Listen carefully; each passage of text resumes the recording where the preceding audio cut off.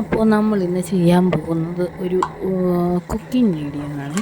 അപ്പോൾ വേറൊന്നുമല്ല, ഒരു ക്യാരറ്റ് പച്ചടിയാണ് ചെയ്യാൻ പോകുന്നത്. അപ്പോൾ അതിന് വേണ്ടിയിട്ട് ഞാനൊരു 4 ക്യാരറ്റ് എടുത്തിട്ടുണ്ട്. മീഡിയം സൈസിലുള്ള ഒരു 4 ക്യാരറ്റ്. അത് നന്നായിട്ട് നമ്മുടെ ഗ്രേറ്ററിൽ വെച്ചിട്ട് ഗ്രേറ്റ് ചെയ്തു. അതിനോടൊപ്പം തന്നെ ഒരു 10-15 കൊച്ചുള്ളി ചെറുതായിട്ട് വട്ടത്തിൽ കനം കുറച്ച് അരിഞ്ഞെടുത്തിട്ടുണ്ട്. അതോടൊപ്പം തന്നെ ഒരു 5 പച്ചമുളക്. ഇത് നിങ്ങളുടെ ആവശ്യത്തിനനുസരിച്ചിട്ട് മാത്രം എടുത്താൽ മതി. 5 പച്ചമുളക് ഞാനെടുത്ത് വട്ടത്തിൽ അരിഞ്ഞു.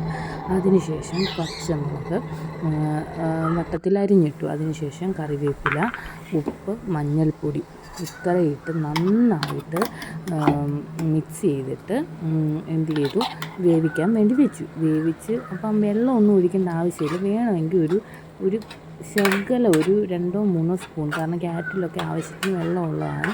ഒരു ശകലം ഒരു 2-3 സ്പൂൺ വെള്ളം വേണം ചേർത്താൽ മതി.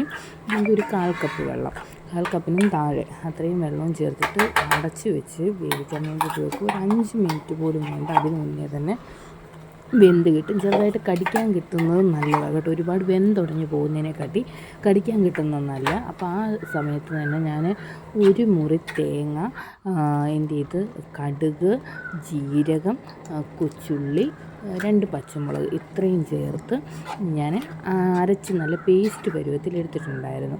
അപ്പോൾ ഈ ക്യാരറ്റിൻ്റെ വേവ് ആയപ്പോൾ എന്ത് ചെയ്തു, ഈ അരച്ച് വെച്ചിരുന്ന പച്ചടിക്ക് വേണ്ട, അപ്പോൾ ഉരുമുറി തേങ്ങയൊക്കെ ചേർക്കുന്നത് ക്യാരറ്റിൻ്റെ വലിപ്പം അനുസരിച്ചിട്ടും ക്യാരറ്റിൻ്റെ സൈസ് തന്നെ. എനിക്ക് 4 ക്യാരറ്റ് അത്യാവശ്യം സൈസായിട്ടുണ്ടായിരുന്നു. അതുകൊണ്ടാണ് ഞാൻ ഉരുമുറി തേങ്ങ അരച്ച് ചേർത്ത് നന്നായിട്ട് മിക്സ് ചെയ്ത് കഴിയുമ്പോൾ തീ അധികം ഇല്ലാതെ ഓഫ് ചെയ്തുകൊണ്ട് തന്നെ നല്ല തൈര് ഒഴിക്കുക. എനിക്കിവിടെ വീട്ടിൽ ഒഴിക്കുന്ന ഒരു പാക്കറ്റ് വരുന്നുണ്ട്. അപ്പോൾ ഞാൻ ആ പാക്കറ്റ് ശകലം പൊട്ടിച്ചിട്ടാണ് തൈര് ഒഴിച്ചത്.